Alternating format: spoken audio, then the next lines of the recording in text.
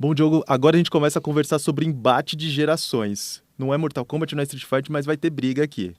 Cara, você lembra qual que foi a primeira vez que você fez um trabalho escolar, né, no computador?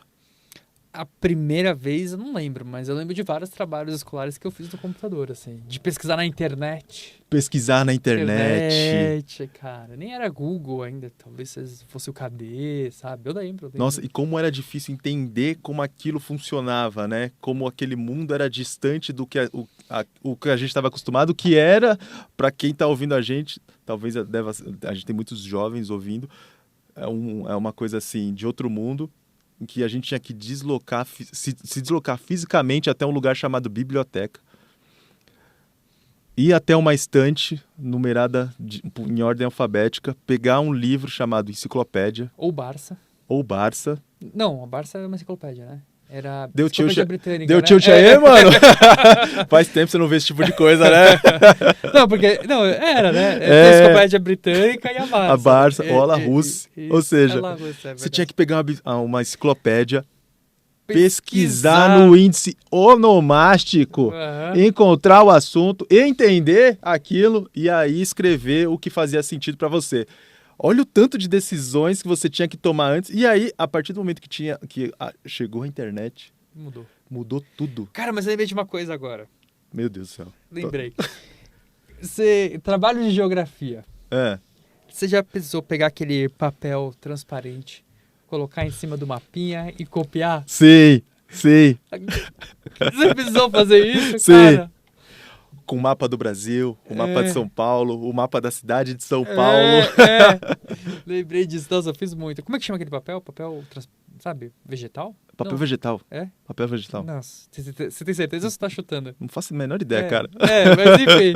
Mas eu lembrei. Aí depois da internet, a gente conseguia mais conteúdo, era super legal. Sim. Mas isso era pra gente que fez essa transição do mundo analógico para um mundo em digitalização e agora para um mundo digitalizado. A gente pegou bem essa transição, né? A gente conhece os dois mundos. Conhece os dois mundos, mas tem muita gente que não faz ideia do que é isso, cara. Nossa, meus alunos, cara. Essa galera tem um nome, receberam um nome que é Geração Z.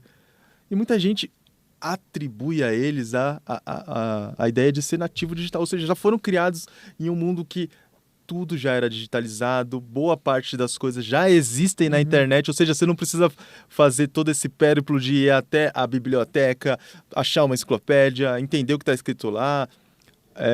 As coisas já são muito mais facilitadas, só que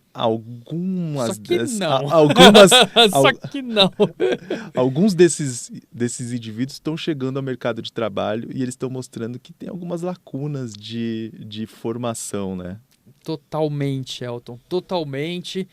E eu vivo isso na pele, cara. Vivo isso na pele porque, assim, dou aula para graduação também. E aí, então, a gente tá pegando alunos que estão entre 17, 18, 19 anos, assim.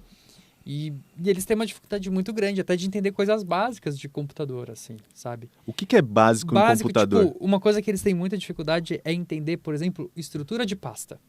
Estrutura de pasta. Sabe? Tipo, que existe uma pasta dentro de outra pasta, no meu computador, que é o Drive, o C2 pontos, sabe? Eles têm dificuldade de entender isso, né? Aluno que não sabe, por exemplo, o arquivo zip, sabe? Ele não sabe que o zip ele é um arquivo compactado que podem ter outros arquivos dentro, sabe? O que é compactado? Muitos alunos não sabem, de verdade. Até muitas vezes dificuldade motora do uso do próprio mouse. Por quê? É um nativo digital, né? Que a gente chama... Inclusive, o termo nativo digital vem de um livro, né? De um artigo publicado, que depois sofreu algumas críticas, né? Eles acham que ele generalizou demais. Foi esse livro que começou toda essa celeuma aí de dar esse nome... Até incômodo para essa geração, né? Porque assim, eles são nativos digitais, mas... Pra quem? Mas qual geração da tecnologia, sabe? Porque a gente tá falando de geração de humanos e geração de tecnologias. Então, o que acontece é que a tecnologia tem várias gerações, e eles nasceram e eles focam principalmente essa geração que a gente está chamando de geração Z, geração alfa, geração, como alguns colocam. eles estão focando muito no uso de smartphones, iPads, que é uma outra dinâmica da tecnologia, né? Tudo muito mais embarcado, tudo mais organizado, as interfaces, etc. Então, eles muitas vezes ou quase não usam o computador, usam muito pouco ou não usam, né? Então, eles têm uma dificuldade grande na hora que chega na universidade, que eles têm que usar mais o computador, sabe? Então, principalmente nos cursos que eu dou aula de design e tal, que precisa mexer bastante, a gente sente às vezes uma certa dificuldade, assim. A gente que é imigrante digital, a gente pode falar disso com propriedade. A primeira geração de tecnologia, ela tentava replicar no mundo digital aquilo que tinha no mundo analógico. Tanto é que a ideia de pasta só faz sentido porque tinha um arquivo com pastas. Exato. E agora tem um arquivo com pastas digitais. Os arquivos só são compactados porque a capacidade de transmitir dados era tão limitada que você tinha que pegar um monte de coisa, aquele bololô de informação e fazer assim, botar numa coisa pequenininha e mandar. Não sei se faz sentido ter zip hoje em dia, sabe? Faz sentido para você colocar vários documentos ou vários arquivos dentro de um único arquivo para mandar, entendeu? Facilita nesse processo, assim. Sim. Menos pelo tamanho, menos pela compressão da coisa e mais pela facilidade. Sim, só que com o passar do tempo, com a evolução da tecnologia e ao passo que as empresas de tecnologia, as big techs, passaram a ser grandes companhias e dominaram muito dessa economia digital, da economia da atenção, as plataformas que antes meramente replicavam o mundo físico, passaram a ser sistemas para engajar o usuário e deixaram tanto essa ideia de uma conexão com o físico para trás. E alguns usuários não perceberam isso. E usuários com uma distância um pouco maior do que era o mundo analógico estão nessa jogada. Então talvez a culpa nem seja tanto dos tais nativos digitais e da geração Z. Ou seja, tô passando um pano para a geração Z. Tá passando um paninho para eles? Tô passando um pano. Mas isso é uma questão também que se coloca, né? Porque quem estava desenvolvendo essa tecnologia, esse modelo de funcionamento do mundo, não era a geração Z. Não era. Não eram os nativos digitais, né? Era uma outra geração que às vezes não percebeu quais eram as consequências que tudo isso iria trazer. Né? Então, hoje a gente fala tanto, acho que olhando para a questão do mercado de trabalho, né? Então, muitas organizações colocam esse desafio enorme, né, Elton, de às vezes chega essa galera da geração Z e eles têm uma dificuldade não só comportamental, como do uso das ferramentas, da tecnologia, do processo de trabalho, do mecanismo, porque são esses universos onde diferentes gerações, formas de trabalho e gerações de tecnologia também se encontram, sabe? Então dá tilt, cara. Tá dando tilt aí no mercado de trabalho, cara. Eu acho que a percepção que a nossa geração tem da geração Z, em outros aspectos, é uma geração que faz corpo mole, é uma geração que é muito preocupada com esse negócio de saúde mental, que são preocupações legítimas, faz com que a gente seja pouquíssimo empático com as necessidades deles. Porque eu lembro que nessa transição da tecnologia analógica para digital, tinha aula de informática na escola. Exatamente, eu estava lembrando disso hoje. Eu falei que vai precisar voltar. Exato, mas hoje em dia a gente não fala de aula de informática, a gente fala de letramento digital. A gente quer ensinar como as pessoas encontram fake news. Só que a gente não se preocupa que isso é importante pra gente, que passou por todo o processo. Mas tem muita gente muitos jovens começando a trajetória agora. E não é como se, a partir do momento que você chega no mundo, todo o conhecimento dele fez um download. Rola um download na sua cabeça e você já aprende tudo de uma vez. Não vem pelo gene, cara?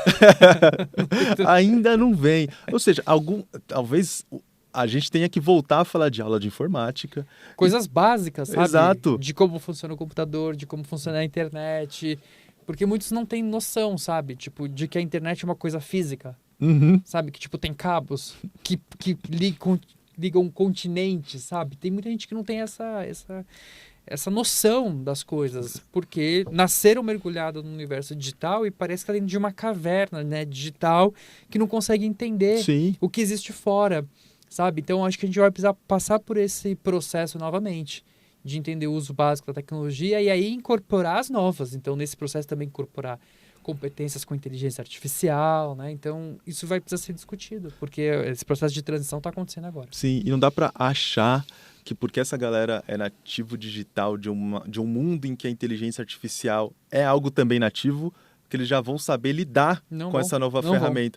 Porque a tecnologia, ela vai adensando várias novidades e você precisa do conhecimento da anterior prévio para conseguir lidar com um conhecimento de base, né? Com o que vem fala. Depois. Isso, concordo. Esse conhecimento de base é importante, que a gente sente muita falta, né? De entender, por exemplo, o que é um arquivo, sabe? O que é um arquivo, como é uma imagem representada no computador, Sim. sabe? A gente tinha essa noção básica, a gente passou por esse processo de entender o básico, entendeu? E isso é importante de voltar, dar essa base, para até que os alunos, os estudantes dessa nova geração se preparem para esse novo mundo da inteligência artificial. Para não achar que a inteligência artificial é um chatbot. Não, a inteligência artificial é um modelão, é um LLM que representa as palavras dessa forma, sabe? As pessoas têm que conhecer, não achar que o lance do leite, né? Então, o leite tem uma vaca que dá o leite, sabe? Que produz. E não vem da caixinha. E a mesma coisa com as tecnologias, sabe? A gente tem que materializar novamente a tecnologia para que faça sentido para a sociedade. Exato. E também não adianta achar que esses nativos digitais vão começar a produzir tecnologia relevante e vão conseguir lidar com elas a partir de um desconhecimento do que veio antes. É só a gente imaginar como seria essa galera usando o Apple Vision, que usa a ideia de um mouse. Ainda que seja o seu dedo aumentando e diminuindo as coisas, é uma memória coletiva da tecnologia que vem dos tempos do computador. Porque não é porque essa tecnologia foi feita por boomers que ela é daquele jeito. É porque, de alguma forma, ela é aquela que melhor atende aos propósitos daquela função.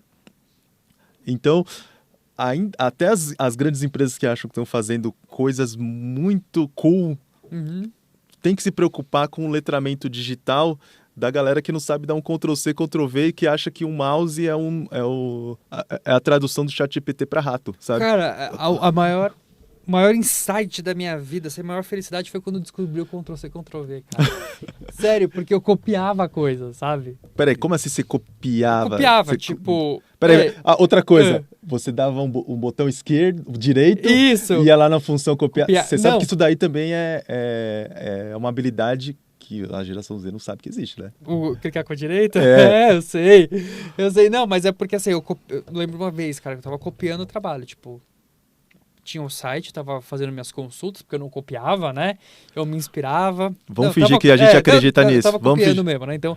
Alunos do Diogo Cortes, se ele reclamar que ele copiava o trabalho... Eu tava na quinta série. Hoje ninguém mais copia, cara. Hoje todo mundo faz o quê? ChatGPT, cara. Mas eu tava lá copiando... Você acha que o ChatGPT é o equivalente ao Ctrl+C, Ctrl+V da nossa época? Mas ele é mais parrudo, né? Porque é difícil de falar que foi Ctrl+C, Ctrl+V, né? Eu acho que ele é mais preguiçoso, porque na ideia do Ctrl+C, Ctrl+V você tinha que ler. Você tinha que ler, ver se tá sentido, e aí fazer uma modificação por uma frase e combinar com a outra, né? Mas aí eu descobri que tipo, tinha o Ctrl+C, Ctrl+V, que se você fizesse, ele copiava o conteúdo, sabe? Acho que primeiro eu aprendi o Ctrl+C, Ctrl+V, e depois eu aprendi que com o mouse você conseguia dar o Ctrl+V. Mas o mais legal foi quando eu aprendi o Ctrl+Z, cara. Ctrl+Z. Que ele recorta, cara. Como seria bom se a vida tivesse Ctrl+Z e tudo, né? E o mais legal que eu descobri mais recentemente, alguns anos atrás, é que com a Apple você dá Ctrl+C num dispositivo e você dá Ctrl+V em outro, cara. Uau! Mas dá pra fazer isso com os outros aparelhos também. Mas com qual? Você sincroniza alguns celulares da Samsung com o computador da Samsung.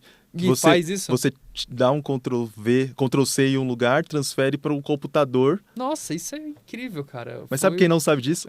A geração Z. Então é isso, é uma mudança de paradigma mesmo. A gente vê, não é uma crítica à geração, né? Eu acho que se é uma crítica que a gente tem que fazer, é uma crítica para a nossa geração que não soube adaptar o ecossistema, tanto educacional, para preparar essa nova geração para esse mundo que a gente criou. Então, fomos nós que criamos esse mundo, inserimos essa geração e não demos o letramento, a educação adequada sobre como se comportar. Talvez porque nem a gente soubesse direito. Então, é isso. A gente tem que pensar nessa estratégia de uma educação digital melhor para dar base para os alunos. E aí tem uma outra série de questões que todo mundo levanta que é comportamental. Sim, sim. Eu vou ler uma frase da Thaís Giuliani, que é a autora do livro Geração Z e o Modelo de Aprendizagem. Traga para nós. Porque ela resume, de alguma forma, esse sentimento que você trouxe a respeito da nossa responsabilidade, mas ela também traz a responsabilidade das empresas que fabricaram essas plataformas. Ela diz o seguinte: a facilidade proporcionada pelo digital naturalmente moldou o comportamento dessa geração, que tem tudo em mãos de forma fácil e rápida. A geração X, por exemplo, precisava buscar conhecimento na biblioteca, algo impensável nos dias de hoje. Atualmente existem ferramentas de inteligência artificial que montam uma apresentação no PowerPoint sem que a pessoa precise dominar o programa. Em algum momento, as plataformas com que a gente teve contato exigiam muito da interação dos humanos, ou seja, dos inputs, e que a gente estivesse no comando.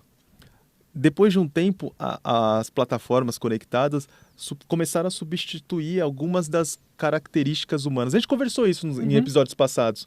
A memória foi pro saco, alguma coisa da capacidade cognitiva também, a atenção também, que é muito importante para você conseguir executar algumas coisas, e também o aspecto de agência das pessoas. Em que ponto entra o ser humano, em que ponto ele atua.